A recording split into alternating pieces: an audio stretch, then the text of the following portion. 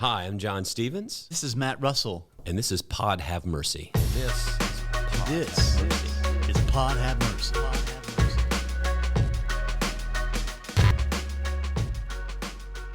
So, Matt, you have siblings. I do. I've got a brother and a sister. Brother, tell me about them. I've got an older sister. She's 16 months older than I am, and a younger brother that's 14 months younger than I am. Good grief, your parents, they compressed you all in there. Stacked. We're almost like Irish twins. Are you close to them? So growing up, I was not. My brother and sister were super close to each other, and I was odd man out. You were the middle child, right? I was the middle child. Yeah, it's always that way, it seems to be. But now we're super close. Something happened in our adult life that, we've kind of come back around, and I talk to them all the time. And what do they do? So my sister is a social worker at a hospital. She's been a social worker forever. My brother has been in the finance industry, in the banking industry, and has lived in Europe for the last 15 years. Wow. So yeah. Pretty cool. Yeah.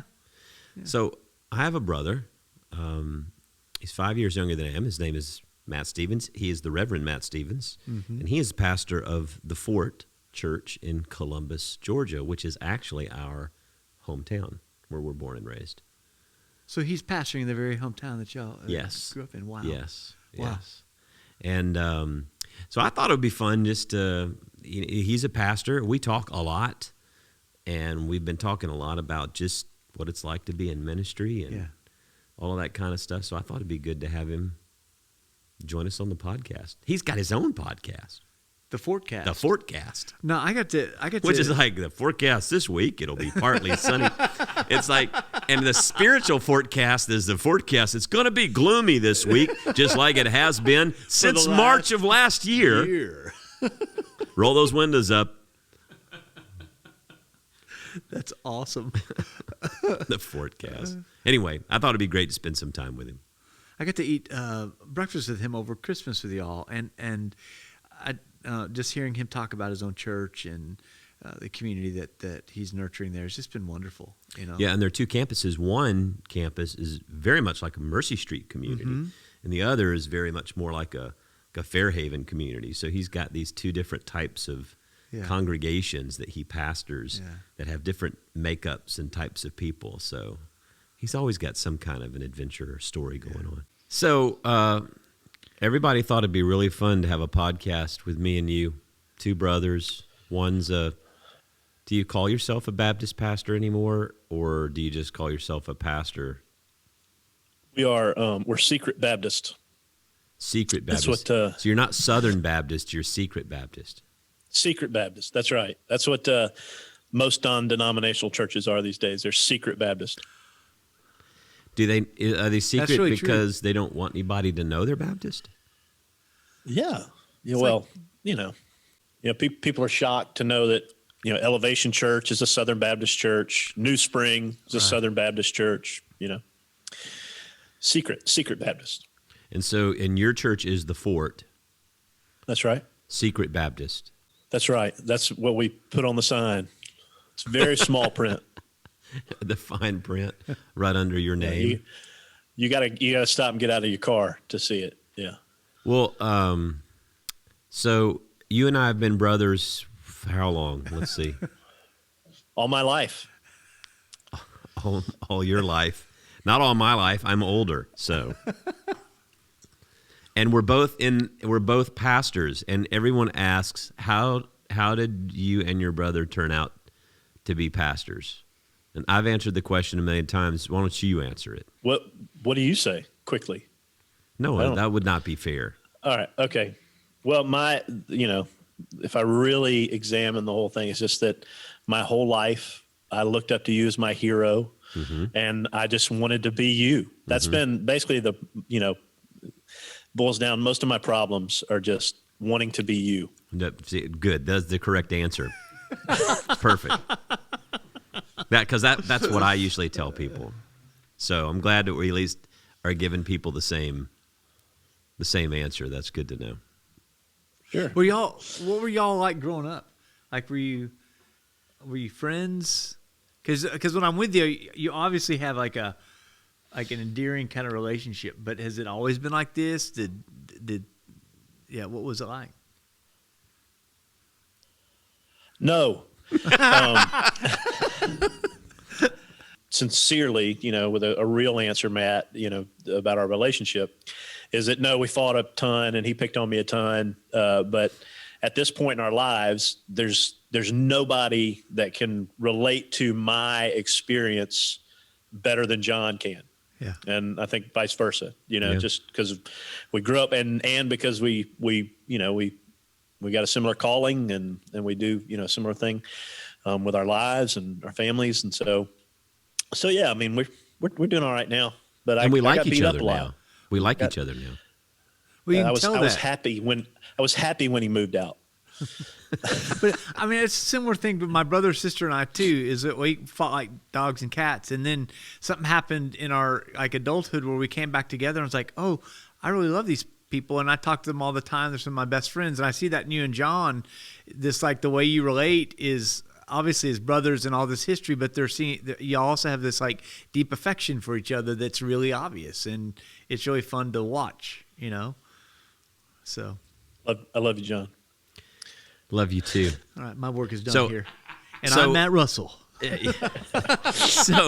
So anyway, because we talk a lot and things have been really heavy, it's hard to be a pastor right now. We'll get to that in a little bit, but we thought we'd at least lighten it up because we're brothers. We're both in ministry. You're Baptist, I'm Methodist. Everybody seems like really interested in that, maybe more interested than Matt and I are interested in that. But so I've had these questions that I sent to Jeff and some that he pulled up. Yeah. Can you hear me, Matt? Yeah. Yep. Hey, this That's is Jeff, Jeff our is- secret producer. Just your producer. All right. Behind Yeah, the so scenes. like- I have a whole crew of people over here directing all of this too. They're right off camera. You can't They're see just them being right really now. quiet for you. You guys stay quiet over Yeah. there. Shh, don't make So, any noise. yeah. Yeah, let's go through some of these questions. The first one is when you call each other, what is the first thing you say to your brother? I don't know. It's anything. It's I not like, do. hey, it's not like hey boo or anything like that. I mean, it's just No, it's not. It's not. Hey, dude. I do know that when we hang up, sometimes we'll say "love you," but Matt usually says "talk to you" or something like that. do I? You usually end the phone call with "talk to you" or "talk." I'll talk to you. I'll talk you to know. I don't even know if you know you oldest- say that. You'll say, "Yeah, okay, talk to you." Yeah, I don't know that I say that. I've always thought that I was especially with my family. I was I love you, but I realize I'm not an all the time. I love you when you hang up. I do that like when I'm trying to get off the phone with my wife. I go, love you, okay, love you, okay, love you. But my oldest son, he's making me understand, making me realize I'm not an always I love you guy because he every time at the end of the phone call, love you. Or that's go, great. oh yeah, I love you too, buddy. Oh, that's right. Thanks for modeling that, Dad. I'm your dad. The Love you next too, one, man. the next one here is how quickly do you respond to the family group text? But I'll just say who's the better texter or the more responsive texter. I would say I'm more responsive texting than you are. Yeah, for sure. I have a resentment for all group texts. So I mean, even among my family. So it's kind of a built-in resentment. Usually for group texts. the group texts, it's either my daughters or our mother. Don't you think? Oh yeah. Which is Yeah, I mean, is Meemaw in our for family. you and I, we for call you it and I Meemaw. to chime in, there has to be something very sarcastic that popped into our mind. Yeah, we're usually reacting to things. Right. Yeah. For Next sure. question. What is your brother's biggest pet peeve? And we'll start with you, Matt. What is John's biggest pet peeve? Oh, Golly. I gotta think about this. Phew. Biggest pet peeve. I don't know. Slow golfers. I don't know. I mean, I don't know. What is your biggest pet peeve? I don't even. I mean, well, lately it's just been people. Mammals. It was kind of like I've come human full circle. beings. I've come full circle because when I first went into the ministry, it was like I don't think I want to do this. And the reason why was church people. And then I found this great love for like 20 plus years of being in ministry. Now I'm getting to the place where it's like, I don't know about church people. Yeah. But I'm kind of half kidding. I love everyone, but I'll tell you, some people are Extra grace. what is it? What is it? The old saying? I don't know that our grandmother have said it or not. So that guy's just a long day. She's a long day. Your pet peeve is I won't say your pet peeve. My mother and I get sideways with each other. We know how to push each other's buttons. So usually, whenever there's a family event, it doesn't take long before me and my mother are going at something. It doesn't have to be much.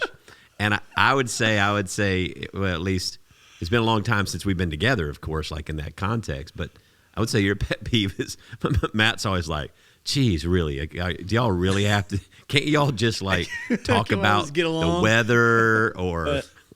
Well, it's because I love my mother so much, and I don't like to see how you treat her. You know what? See, you're scoring because she's gonna watch You're gonna this. listen to this. And you know what? Touche. She'll be the first You 10 just views played on this first. thing. You got the first lick in, but it's not over yet. First blood. Okay, here's another Yeah, she's one. going to be the first 10 or 15 views on this video for sure. Here's another question. What was your brother's favorite band in high school? Ooh. Do you know mine? So I seem to remember now. You know, you're 5 years behind me, but I seem to remember you went through this gangster rap phase. So like I would say like Wu-Tang Clan or. I was a little before Wu-Tang Clan, but probably Beastie Boys. You know, Yeah, NWA right in there. Yeah. So I got it. I got one. But I just remember you wanting to be Randy Travis. Yeah, there was a country phase. Wow. And I've circled back around since being in Texas. Huh. Yeah, I used to Because be. I have this image in my head of you singing Randy Travis, "I'm Gonna Love You Forever," as you've got a towel draped around your neck, and my mother is putting little pink rollers in the back of your mullet to perm your mullet. Yeah. There was. You're exactly right. That's it. That's an image. Glad that you're a guest. This is the best podcast. That's one of those things that just will never go. You know, like I can put myself right back in that moment. You know? Yeah, and I think if I could pull up my junior in high school picture, it was either sophomore or junior. There was like, remember, it was the part down the middle with the big kind of like wings on the side and then long on the back, and it was curly. My hair is straight as like, well, now it's gray, so it's much coarser than it used to be. But it was just like straight and thin, and it was like, you know, if you're gonna have a mullet, you can't have it straight and thin. Yeah. Got to have some body to it, and so, you know, little perm gets that body going. Hey, I'm just gonna say, it was a good look. Good look. In 1986. The wavy mullet. Yeah, it's a good look, man. Well, hey, tell us about the fort. Tell us about the church, and tell us about, you know, you and I have been talking some, and it's been a tough time for everybody. But tell us the good, bad, and the ugly that's going on. Yeah, well, I mean, you know, it's an impossible time to lead an organization that is built around gathering together, right? And I know we've had to adjust on that, and we've got online ministries and all that. But before this, all of our ministries were based on gathering people together or reaching people face to face through evangelism, discipleship, small groups, the big worship gathering. And so to say, you know, we've had to pivot is, you know, I'm sick of hearing that word. But anyway, but now that, you know, there's different levels of comfort with gathering again, depending on how you address that or how you handle it, you're making someone, and probably both groups, you know, upset at you for going too far one way or the other, you know? Mm-hmm. So it's been really difficult, and the line has continued to move. So this is my whining. This is the whining we were doing yesterday. Yeah, so we can whine. It's yeah. okay. Well, I won't continue to whine. I'm just saying, I you know, hopefully I know you guys are struggling like everybody else, and I hear it from every pastor I talk to. I mean, the frustrations are incredible.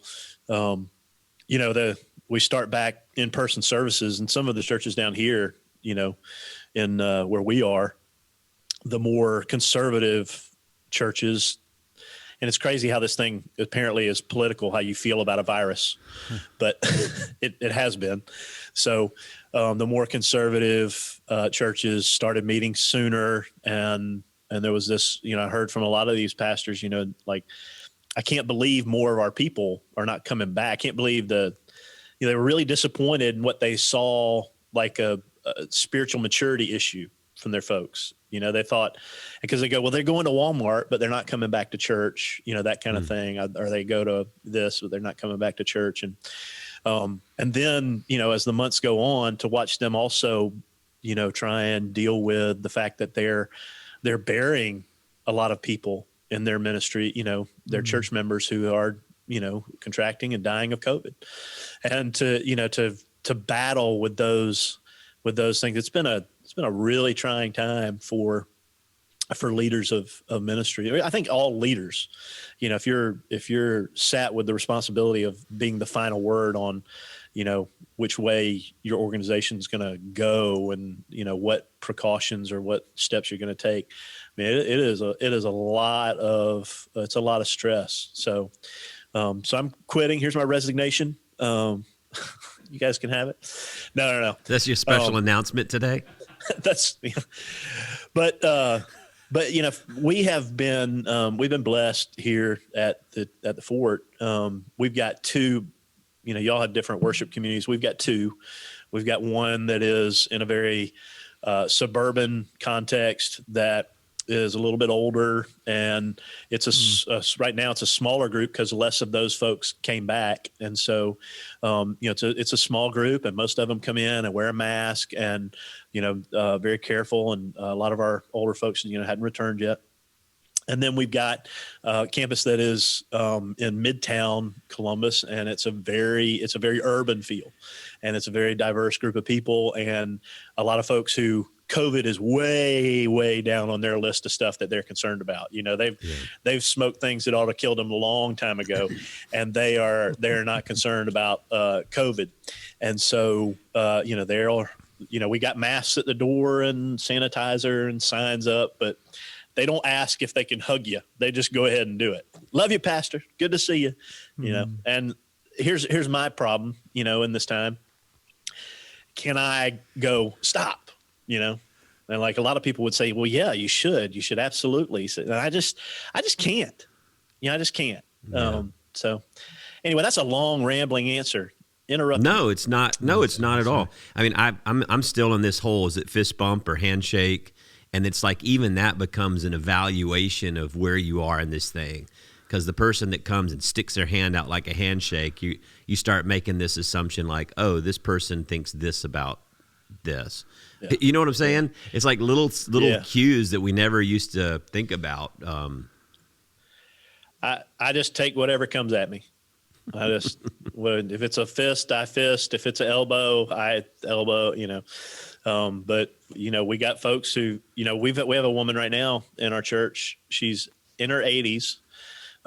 She returned in person. She wears a mask, but she every Sunday she comes up. She says, "I'm gonna hug you.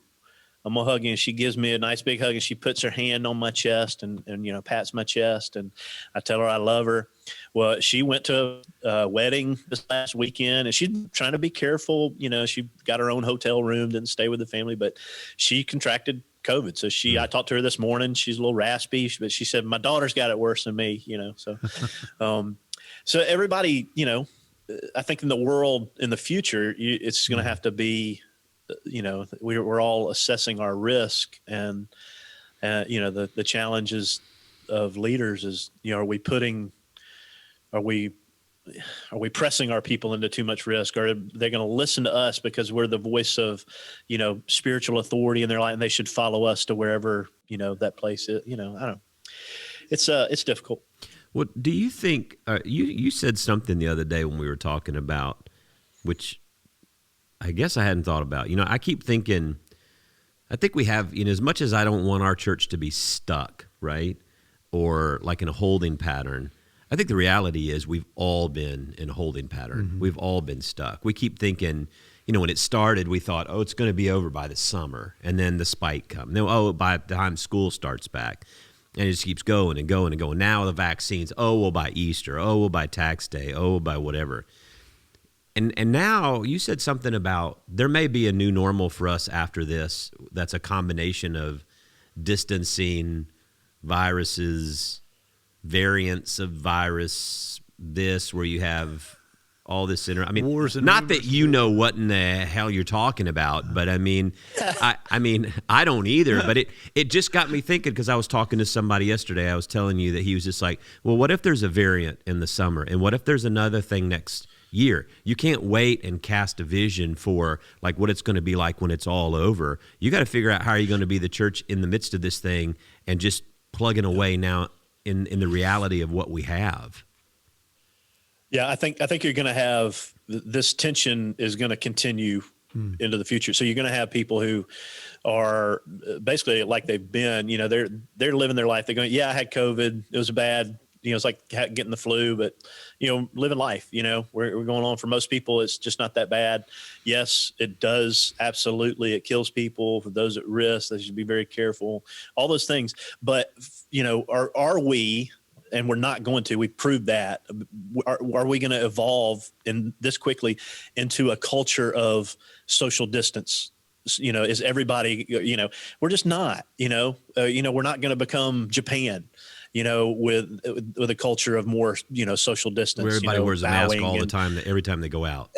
And of course, has the highest suicide rate of any, industrialized nation. And of course, it's been terrible. What I hear horrible during this time of COVID is that's even ramped up even more than that. So are we gonna become a society or culture that is social distance forever? We're not going to. So we're going to have people, because of this trauma we've lived through, there are going to be people who live with the effects of that trauma and are never going to take their mask off going into the future. Even young, healthy people who may not have as big a reason to worry. They're going to continue to, feel like they need to social distance and, be careful. And even if they're not a primary caregiver, it's just, this has been a trauma. It's affected people. And then there's going to be the group of people who are just, going to live life, and the two are going to judge one another. And that's what makes me the most sad. Yeah. The two groups are not going to, they're going to look down upon the other. And that's what breaks my heart the most. No, I agree. I think the difficulty too in the church, you shared with me, wasn't it, that Barna? Was it? Yeah. You sent that, where it's like 22% of church-going people who identify as like, I attend church, and I've been to church before the pandemic at least this many times over this period of time, right? And it's like 22% of that group, when it 22% they have not been to church or engaged online. They've been totally disconnected from church. Yeah, I think the way they said it was they have not attended in person or online since March. So basically 22% of the church people have checked out totally. You've lost them. And then the question is, do they come back? I don't think so. I mean, not like all at one time. I mean, it's See, this is where you and I disagree on this. See, I think, well, and maybe I'm just being hopeful. I don't think all will come back. I think some will come back. And I'm wondering if there will be a new segment of society that the church can somehow capture if we're adventurous enough in a new way to intersect spirituality, culturally, maybe not in the ways we've always done it. But I don't know. I'm curious to see this may move different demographics. See, because what happens is you're only studying one demographic. You're only studying church people. All right, well, I get that. Well, what about these other groups on the other side of this? Does this thing expose the need for greater connection and community in ways they didn't think they needed before? I don't know. Well, I think what I think we're definitely going to see is the effect of the loss of community, and we're already seeing that. And and I know they say you won't have the suicide rates for another couple of years after all the reporting is done, but all the anecdotal things coming out of sheriff's departments and all this, so the suicide rate is it's way up from what it's been. And so the effects of the loss of community and the trauma of this thing are going to be felt for a long time. Now, here's the deal: is that's exactly where the church needs to step in with the hope of the gospel, right? And that, yes, we are a people who are marked by love, and so we have to reach in where we can. Now, it's tough if people have been basically traumatized into isolating themselves. It becomes very difficult to reach them with the gospel. It becomes very hard. But there are plenty of people who are still at such a state that they are reaching out for help, right? Your marriage problems don't stop because everybody's worried about COVID, right? Your problems with raising your kids, your insecurities about, whatever, your anxieties, that all these things are, if anything, they're multiplied by COVID. Mm-hmm. And so these people go, I got problems. I can't fix it myself. I've demonstrated that. I need something bigger than me. I think that must be God, if there is one. Where is he? He's at church, right? And so we're not gonna reach everybody that way, but you will, if you're a church that is welcoming and inviting and has the word out there that you want to help people. People will come to seek out, help. And we found that to be true, in our place. So anyway, sorry, just keep rambling. No, that's why it's a podcast. Well, that's what you're supposed to do on a podcast. I thought y'all would interrupt more.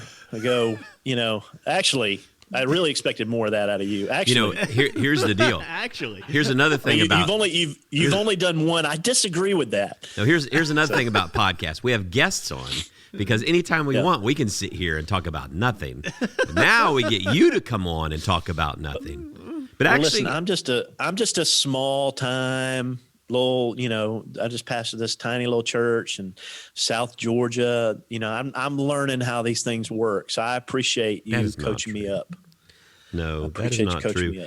Actually, Matt's church has an amazing history of this group of people that moved into this space and took over this space and then moved into Columbus and took an old church, and reviving and restore is a big focus of theirs. And then this other church across town, that same situation, needed to be revived. And so they have this vision and mission, in some ways kind of like what we do with some of the mergers, but a little bit different, where we're looking at these locations, these missional locations that just are not able to thrive anymore, and take advantage of stepping into that. That's not small beans, Pro. That's like no.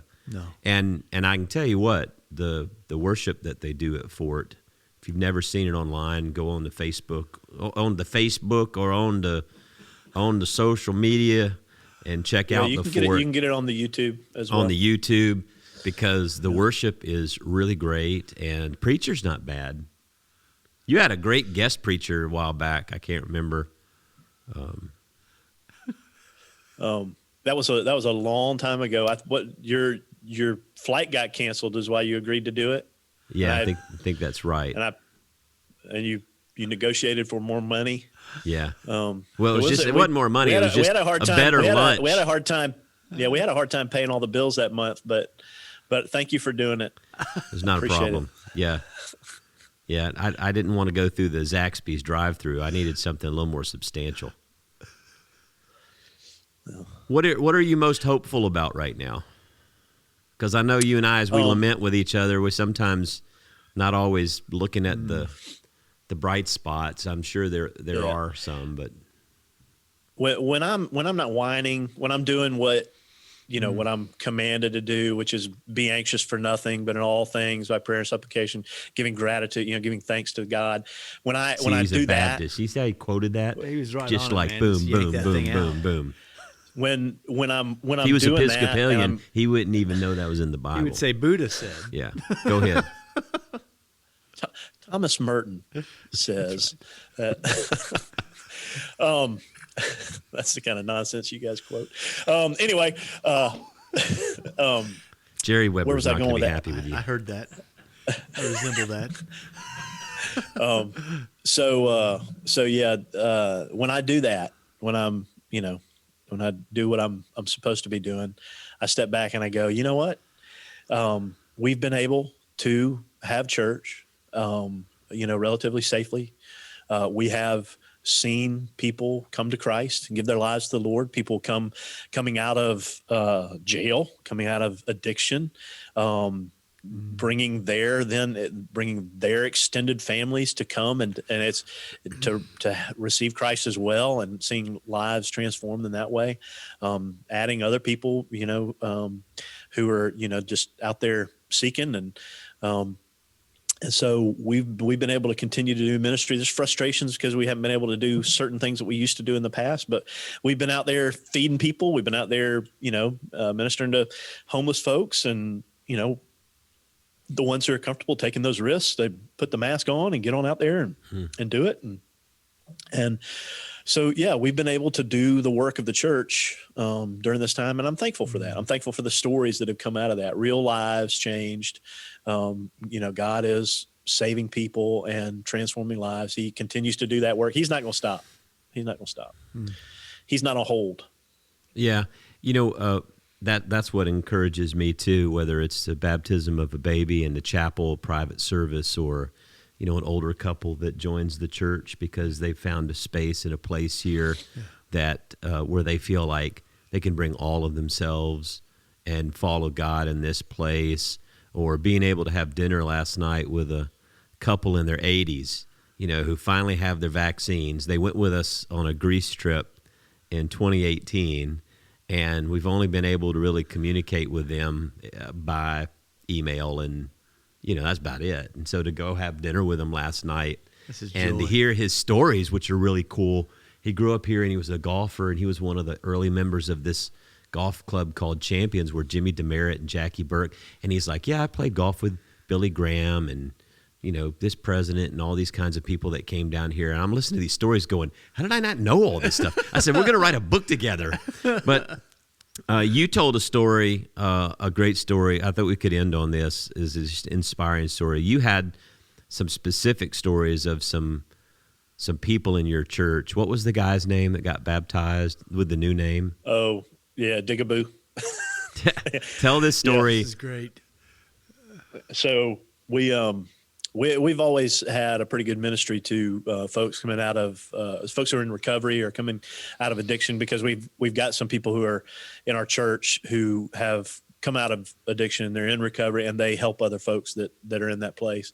And so we had a Sunday where we actually baptized 8 people in the service, and so the CDC probably wouldn't have liked the look of that whole thing, but but anyway, we had a great time. But there was a guy in the audience in the church that day, tattoos all over his face, and I was talking about baptism, the picture of baptism, and of course, here's one place where where Baptists really got it right, is that this picture of baptism, this going down under the water, is this dying to self. The old me is dying, and the new is being raised to life, buried with Christ in baptism, raised to walk in newness of life.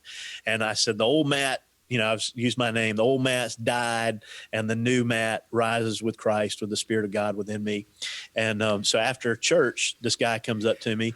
And one of my guys who's kind of known for being he had a reputation back in the past as being a wild guy. And he said, Pastor Matt, you know how they tell all the stories about me and how crazy I was? He said, this guy put me to shame. And his name is Digaboo. And so Digaboo comes over, and I start talking to him. He said, man, what you were talking about up there, that's what I want to kill Digaboo. My name is Stephen. I want to kill Digaboo. I want to be Stephen.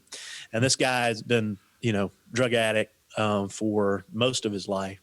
and he's been clean for a few months now, and we baptized him. He proposed to his partner, who they have several children together, been together for years, and just really he's a changed guy. You can see every week he just looks different.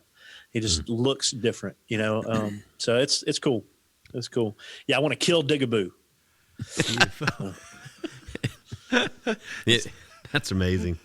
Well, you die to self and rise to Christ. Yeah. And we use the word die to self, but I mean, killing Digaboo, it's the same thing, isn't it? It's just semantics. Yeah. That's right. And not I want to. Never mind. I was going to make a sprinkling joke, but That's okay. Yeah, we'll skip it. We're used to it. But yeah, I mean, it's like it's like all the Baptist jokes I used to make at those little sessions we did, and Matt just rolls his eyes and like. That's right. But yeah, I mean, we've had plenty of stuff like that. So I've got tons of reason to be thankful. Yeah. God is on his throne. He is working. There are tons of frustrations. This is a traumatizing time in the life of the world. I mean, this goes back to like World War II kind of, worldwide impact. It's for everybody across the board. But at the same time, God's doing great stuff, and all in all, my life is not that greatly impacted. I still get to be at church with my church family. I get to be with my family. I get to, go visit my brother in Texas, and, we're doing okay. We're doing okay. God's good. Well, I think the key is, what's hitting me is this whole Deuteronomy 8, to remember, and that we're supposed to remember who we are, our identity, remember our mortality. That part of this struggle with pandemic is that we're denying, in a sense, just that we're mortal, right? And that we are prone to these powers of pandemic and just frailty. Yeah. We just don't like to think that, because we think we can conquer death anytime we want. And then also to remember, that we have a God who never forgets, who remembers us where we are. Yeah, the tension of this whole thing. We had a prayer request that came in Sunday, and it just perfectly describes all the tension around the time we're living in. It said, please pray for those who are sick with COVID. Please pray for those who are fearful of COVID and are locked down in their house away from everybody. And please pray for those who are not fearful of COVID and won't get vaccinated and are spreading it. Like, perfect. That is the perfect prayer. I mean, this is fully describes how at times I just feel like there's no win here, Yeah. But yeah, I thought it was a great prayer request. Well, hey, thanks for coming and spending time on our podcast. Thank you. Honored to be a part of the Pod Have Mercy, bro. Yeah, I'm gonna. Can you guys can y'all get me a neon sign? Jeff? We'll work on it. Is Jeff the producer? Yeah, Jeff is the producer. Jeff makes everything happen. Can he work on that? In this room, this huge room here, he is the boss. His kingdom. Okay. This is his kingdom.